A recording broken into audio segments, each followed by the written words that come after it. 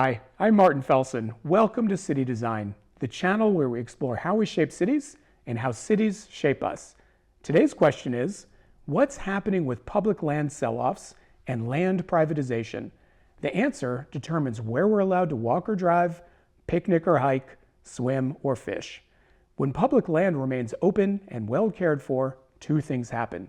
The lands expand our freedom to move, meet, and play, and the lands help us build national solidarity because we share responsibility for what we hold in common. Yet, proposals keep surfacing to sell millions of acres of public land, turn freeways into tollways, and privatize city streets. Once public assets are sold, we rarely get them back. Public access, outdoor activities, whole ways of life depend on shared lands and shared streets. I'm part of Gen X. I grew up roaming free through forests and creeks, public pools, community centers. These places weren't just backdrops. They shaped identities, relationships, and skills. What happens when those places are fenced, closed, or paywalled? It's difficult to imagine what the United States would be like without federally preserved land. A century ago, the U.S. barely managed its forests, mountains, rivers, or oceans. Industry and settlement consumed resources with few rules. But Americans pushed for a new ethic, government stewardship of shared lands. Landmark laws followed, especially the Antiquities Act, which gave presidents the ability to set aside national monuments for ecology and history. These acts became known as the country's best idea. Ansel Adams captured our monuments in these sublime photographs. Over time, public lands grew into hundreds of millions of acres of parks, forests, wildlife preserves, and seashores. Last year, national parks logged roughly 330 million visits, roughly the U.S. population. Yet, protection is contested. Politicians alternatively expand safeguards or seek to loosen them, especially around potential sites for energy and mineral extraction. Still, most preservation designations endure. The through line is public opinion. From the 1890s to today, most Americans want our preserved places to last. They're living expressions of shared ownership and freedom. Public parks, from wild forests to neighborhood squares, are woven into community life. Still, every few years, plans resurface to sell large blocks of federal land. Why? The pitch and ploy shifts. Raise revenue, trim debt, or even unlock affordable housing. These political machinations are not straightforward. Recent plans asked federal agencies to identify and dispose of roughly 2 to 3 million acres of public land across 11 western states. Backers say, turn those land liabilities into dollars. Critics counter. Broad sell-offs will only fuel high-end development like vacation homes and gated enclaves, while doing little for families looking for affordable homes. Critics also point to what's at stake. Outdoor recreation is a $1 trillion yearly economy with millions of jobs that can't be offshored. And polling shows most Americans oppose selling public lands, even in places with affordable housing shortages.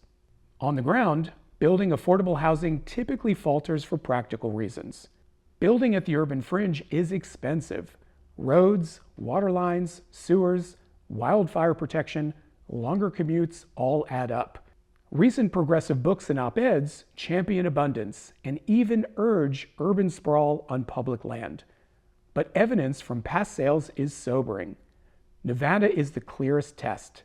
Since 1998, a government program has allowed deeply discounted land transfers, only $100 per acre, for affordable housing. The result? About 850 affordable units on about 30 acres since 1998. This is a meager pace of construction. Meanwhile, over that same time frame, over 17,000 acres have been sold at market prices, averaging about $200,000 per acre. Regional rents climbed in those areas without affordable units. The better path? Surgical precision over wholesale privatization. Only build next to existing infrastructure on subsidized, low-cost land. Precision protects the shared estate. We all feel prices rising, but some things deserve more investment, not less. Picture a chain of linked landscapes, continent to curb, from federal lands to state parks, county forest preserves, city parks and waterfronts, schoolyard playgrounds, to the streets and curbs by public plazas. It's all connected, yet we're starving the commons, shrinking budgets, shortening operating hours, firing staff, deferring maintenance. Access tightens too. Higher fees, closures, and surveillance that chills everyday use. Meanwhile, we underfund natural systems while overextending artificial ones we can barely maintain. So what should our goal be? Align our budgets with our values. Then, protect and expand the commons for the next generation. Finally, a note about design. In the mid-20th century, the National Park Service launched Mission 66. The initiative merged nature with modern architecture. The plan centralizes park services into greening zones. The idea popularized the visitor center, borrowing wayfinding and hospitality ideas from emerging shopping centers. It spread mid-century architecture across national parks.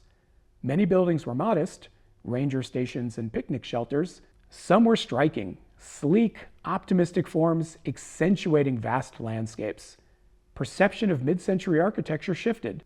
What once felt jarringly contemporary now reads historic, even nostalgic, and complementary to the parks. The architecture guides people through a choreographed path of arrive, park, orient, learn, then look out through a grand window framing the landscape, an invitation to step outside and explore. As the song goes, this land was made for you and me only holds up if we keep our shared places open and welcoming. From forest preserves and prairies to parks and plazas, let's keep our commons public, well cared for, and free. Thanks for watching City Design. If you're enjoying these episodes, please like, share, and subscribe. See you next time as we keep exploring how we shape cities and how cities shape us.